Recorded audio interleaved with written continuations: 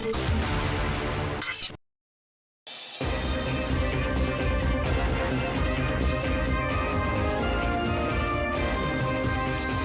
bertindak balas, lebih 60 cedera di Israel.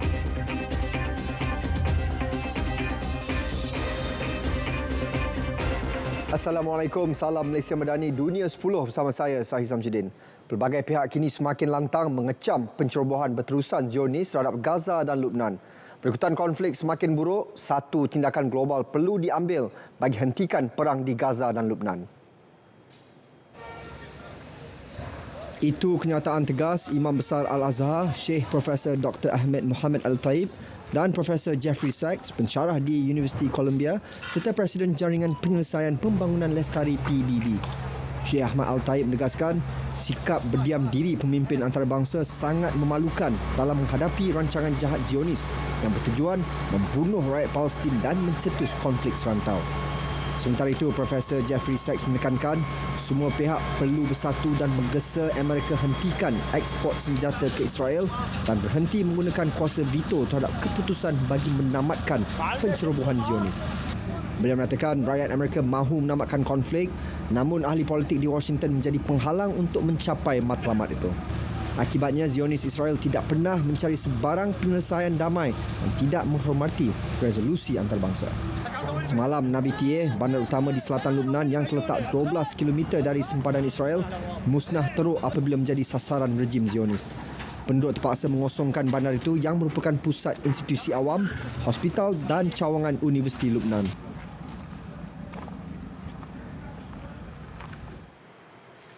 EU juga mengutuk serangan Zionis Israel ke atas misi pengaman PBB di selatan Lubnan. Serangan itu mencederakan sekurang-kurangnya 5 anggota UNIFIL. Ketua Dasar Luar EU berkata Kesatuan Eropah mahu rejim Yahudi menghentikan serangan di Lubnan. Serangan tentera Israel ke atas anggota pengaman tidak boleh diterima. Sebanyak 45 negara termasuk Malaysia menghantar pasukan pengaman UNIFIL bagi mengawal sempadan Lubnan Israel.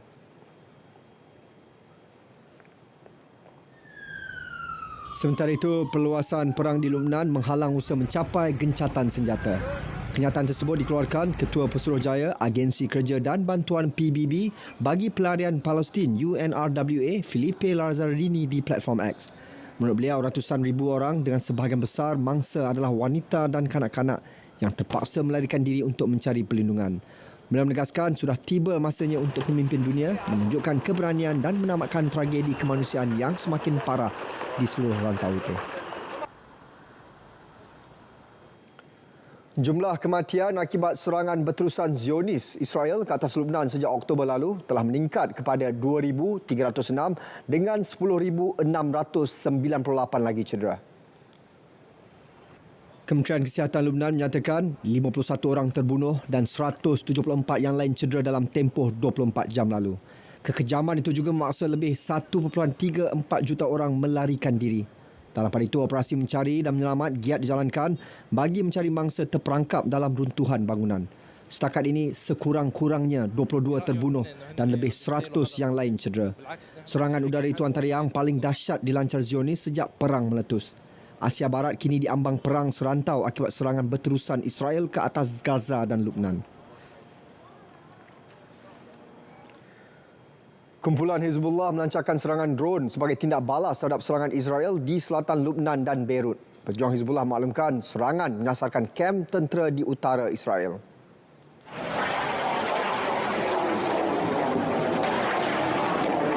Lebih 60 orang cedera dalam serangan drone yang menyasarkan wilayah Bin Yamina di utara Israel. Sukarelawan Kesatuan Hatzalah mengesahkan terdapat mangsa yang cedera parah akibat serangan ini. Pejuang Hizbullah mengaku bertanggungjawab atas serangan ini yang menyasarkan kem latihan Brigade Golani, iaitu tentera IDF Israel yang berpengkalan di Tel Aviv dan Haifa. Media Israel melaporkan 67 orang cedera, termasuk 4 berada dalam keadaan kritikal dan 5 lagi cedera parah.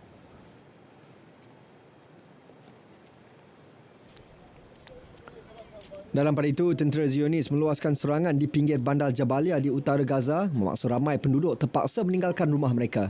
Pejabat media Gaza melaporkan lebih 300 kematian akibat serangan terbaru tentera Israel. Penduduk yang cedera dikejarkan ke Hospital Kamal Adwan. Pengeboman berterusan ini bertujuan memaksa penduduk meninggalkan Gaza. Tentera Israel juga telah mengeluarkan arahan pemindahan kepada penduduk di kawasan tersebut termasuk Hospital Kamal Adwan.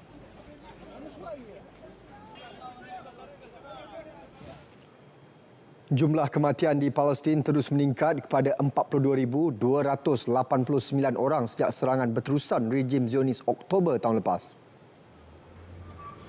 Dalam tempoh 24 jam lalu, 52 lagi kematian dan 128 orang dilaporkan cedera. Jumlah penduduk yang cedera kini meningkat kepada 98,484 orang. Pasukan Perubatan maklumkan kawasan utara Gaza kini mengalami kekurangan bahan api yang kritikal. Keadaan ini menjejaskan perkhidmatan perubatan yang mengancam 400,000 nyawa termasuk kanak-kanak. Perang Rusia-Ukraine. Rusia lancar serangan besar-besaran ke atas beberapa lokasi penting di Ukraine dalam tempoh beberapa hari lalu. Rusia mensasarkan lokasi kemudahan tentera termasuk kemudahan tenaga dan pusat penyimpanan senjata milik Ukraine. Pegawai kanan Angkatan Tentera Ukraine pula menyatakan pasukannya terlibat 94 pertempuran dengan Rusia. Pertempuran paling sengit berlaku di kawasan menuju ke Kurakovo. China mengadakan latihan ketenteraan berhampiran Taiwan. Dalam latihan terbaru ini, Beijing menghantar kapal dan pesawat tempur untuk mengepung pulau itu. Latihan diadakan di Selat Taiwan serta kawasan sekitar utara, selatan dan timur negara itu. Ia diadakan sebagai amaran keras kepada pasukan pemisah dikenali sebagai Pasukan Kemerdekaan Taiwan. Tindakan China ini mengundang kecaman daripada Taipei dan Amerika Syarikat. Yang di-Pertuan Agong Sultan Ibrahim dan Raja Permaisuri Raja Zahir Sophia diberi sambutan negara di Istana Nurul Iman, Bandar Seri Begawan, Brunei. Keberangkatan tiba Seri Paduka Baginda berdua ke istana itu disambut Sultan Brunei Sultan Hassan Al-Bolkiah dan Raja Isteri Pangeran Anak Saleha. Istiadat sambutan negara dimulakan dengan Sultan Ibrahim dan Raja Zahir Sophia menerima hormat diraja oleh Angkatan Bersenjata Diraja Brunei, Tentera Darat Diraja Brunei.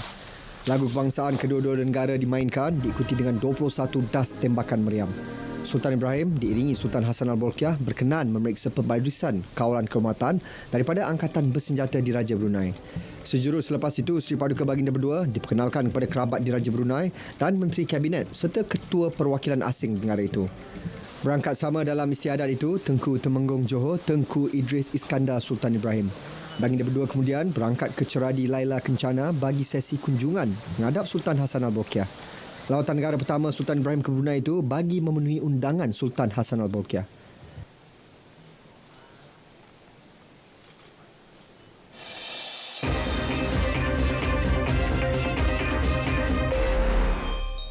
Aksi persahabatan Tier 1 skuad Harimau Melaya menentang New Zealand. Percubaan anak buah Pau Marty Vicente untuk cipta kejutan tidak berjaya apabila tumbang 0-4 kepada pasukan ke-95 dunia itu di Stadium North Harbour petang tadi. Kekalahan itu menyaksikan Harimau Melaya pulang tangan kosong selepas gagal meraih sebarang mata ranking FIFA pada jendela Oktober. Keputusan itu turut menyaksikan skuad kendalian Vicente berpotensi hilang 3.78 mata. Ia sekaligus memusnahkan hasrat mereka untuk memperbaiki kedudukan ke-132 ketika ini. Babak pertama jelas dikuasai pasukan All Whites, namun benteng pertahanan skuad negara berjaya menafikan beberapa percubaan tuan rumah untuk kekal 0-0 sehingga rehat. Bersambung babak kedua, Malaysia bermula agak baik apabila melakukan percubaan tepat pertama pada minit ke-50 menerusi tandukan Rommel Morales, namun ia dinafikan penjaga gol lawan Alex Paulson. Sebaliknya, New Zealand berjaya memecah kebuntuan selang 2 minit kemudian menerusi jaringan Elijah Just. Matthew Garbett kemudian meledak gol kedua pasukannya pada minit ke-60 sebelum Chris Wood meletakkan New Zealand selesa dengan gol ketiga pada minit ke-71. Pemain gantian Logan Rogerson melengkapkan kemenangan All Whites selepas rembatannya dari luar kotak penalti menejah gawang negara untuk gol keempat pada hujung permainan.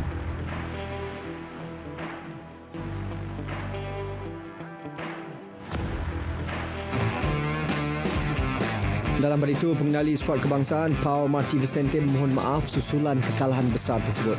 Namun, pengendali berusia 41 tahun itu menempatkan ia sebagai satu pengajaran berguna bagi anak buahnya.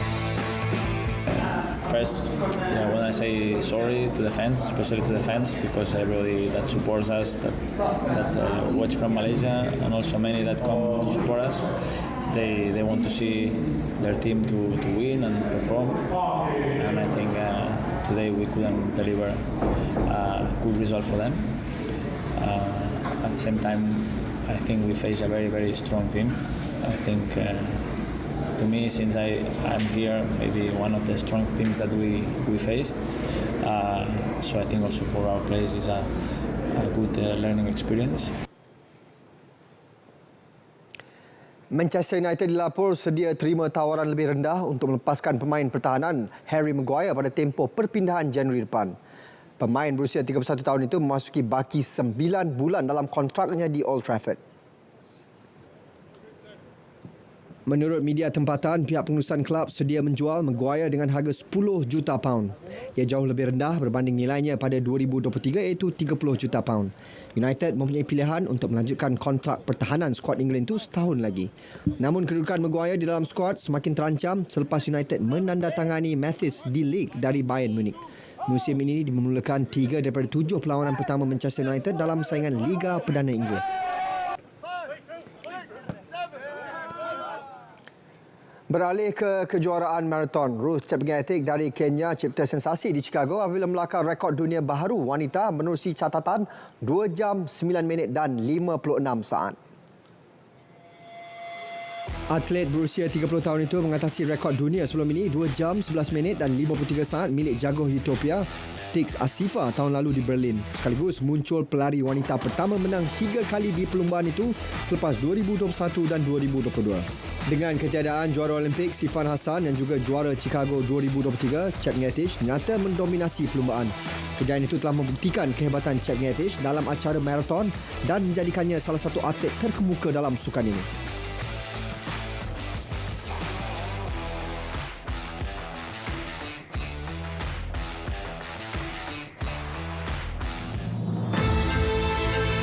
"2025 will be a momentous chapter for ASEAN, rich with significance and promise. We'll mark the 10th anniversary of the ASEAN community founding, a milestone in our collective journey. Malaysia has chosen the theme inclusivity and sustainability. It reflects our aspirations for shared progress, ensuring that no one is left behind.